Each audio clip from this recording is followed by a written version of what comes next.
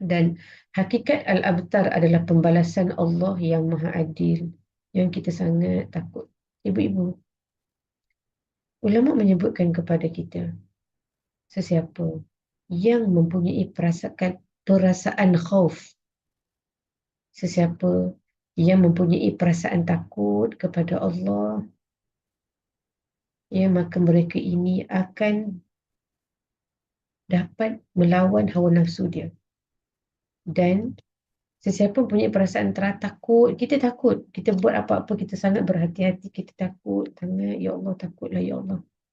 Okeylah, kan. Dalam sibuk-sibuk kita ni pun kadang-kadang kita nak juga menulis. Banyak salah silapnya. Sabar, sabar. Tak perlu rushing. Nak pergi mana? Saya 2-3 hari ni, ya, ada orang call. Pesakit saya call daripada Singapura, daripada luar-luar daripada Johor. Sebab saya bulan ini saya tak dapat buat rawatan. Hari Sabtu saya terpaksa close sebab saya sangat sibuk bulan ini. Jadi saya ada banyak program-program dalaman dengan staf-staf saya. Jadi saya buatlah pengumuman tak ada rawatan. Bulan 8 tak ada rawatan hari Sabtu. Sebab hari Sabtu terlalu ramai orang datang daripada luar, daripada Johor. Jadi mereka call. PA saya pun bagi tahu tak ada rawatan. Ustazah tak ada rawatan buat. PA pun guna ayat agak agak yalah kan, PA pun sibuk agaknya, dia pun guna ayat. Dia kata Ustazah buat masa ini tidak ada lagi rawatan pada hari Sabtu. Jadi mereka ingat tak ada dah lah rawatan pada hari Sabtu. Ramai yang telefon nangis-nangis dengan saya. Ustazah betul ke dah tak ada rawatan hari Sabtu dan Ahad? Kami ni, ya Allah, risaulah sebab hari Sabtu Ahad je orang luar boleh ambil cuti. Dah ramai juga parent yang ambil cuti. Saya kata ada. Ya, cuma saya bercuti dalam tempoh bulan 8 dan bulan 9 ni. Betapa mereka mencintai Al-Quran. Ya, baik. Jadi ibu-ibu, kena ada perasaan takut untuk kita menjaga diri kita ni. Menjaga hawa nafsu. Jadi ulama menyebutkan bahawa sesiapa yang punya rasa takut kepada Allah itu semakin tinggi dan sentiasa ada sifat muhasabah diri, dua sifat ini akan menjaga diri kita dan kita akan berjaya untuk melawan hawa nafsu kita. Sebab itu ibu-ibu tak apalah. Jangan, kita bukan nak bergaduh dengan orang, kita bukan nak bersaing dengan orang. Kita tidak bersaing dengan siapa-siapa. Ingat, kita sedang bersaing dengan diri kita sahaja. Sebab kalau kita mati, apa yang kita bersaing tadi tu pun semua takkan ada bantuan pun untuk kita. Kita sedang bersaing dengan diri kita saja sekarang ni. Kalau kita mati malam ni juga, apa yang kita sedang bersaing daripada pagi sampai malam tadi untuk diri kita, tu je jadi amalan kita. Tu je akan jadi amal jariah kita. Jadi ini pesan pada diri kita, jangan bersaing dengan siapa-siapa. Sebab itu, ya, tenang-tenang je kita semua. Ya, tenang-tenang je. Tak ada apa pun. Semua datang daripada Allah. Apa yang Allah ambil semua daripada dia. InsyaAllah. Jadi ibu-ibu, hakikat pembalasan Tuhan yang maha adil yang kita sangat takut. Takut sangat-sangat. Sebab kalau kita bekerja keras untuk manusia hari ini, untuk mencari kepujian manusia pada hari ini, untuk mencari penghargaan manusia pada hari ini, kita akan kecewa. Sangat kecewa. Jadi insyaAllah. Dan insyaAllah hakikat yang kita takut adalah kita takut sangat kita terputus nikmat daripada Allah.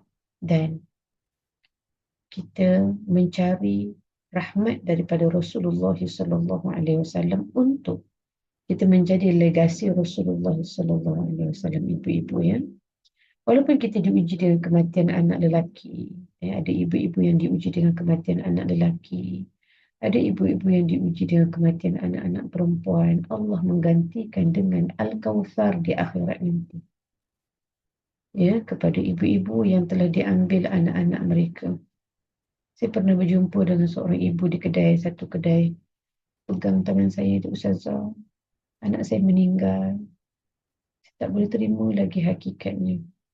Saya nak cakap apa ibu? Saya hanya mampu mendoakan. Sebab hakikat seorang ibu yang melahirkan anak, ya, sedih saja, Allah saja yang tahu.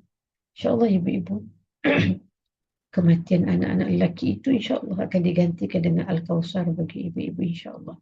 Dan kesudahannya insyaAllah kita doakan. Nama baginda diangkat di dalam azan dan selawat. Semuanya kita ni selawat kepada Nabi. Sampai di situ Allah angkat Nabi kita. InsyaAllah di penutupnya, moga-moga yang terakhir. One. Baik. Ibu-ibu, tadabbur surah Al-Kawthar ini adalah kitaran penghambaan tauhid kita kepada Allah daripada ayat 1, ayat 2 dan ayat 3. Ayat 1 itu syukur nikmat kita ini kepada Allah dalam nikmat yang sangat besar. Kecil mana pun nikmat Allah, semua kita bersyukur. Itu semua atas limpahan nikmat daripada Allah.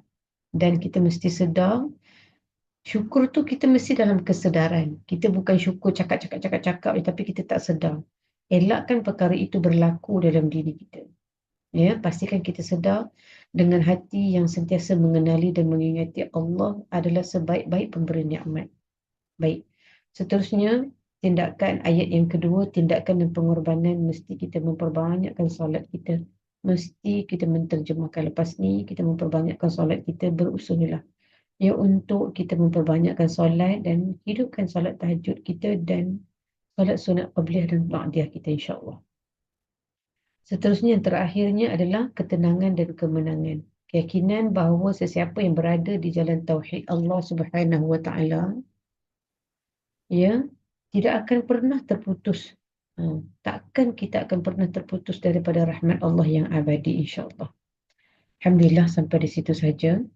Moga-moga Allah merahmati jiwa kita, keluarga kita, anak-anak kita dan kehidupan kita untuk terus mengabdikan diri kita untuk menjadi legasi Rasulullah SAW.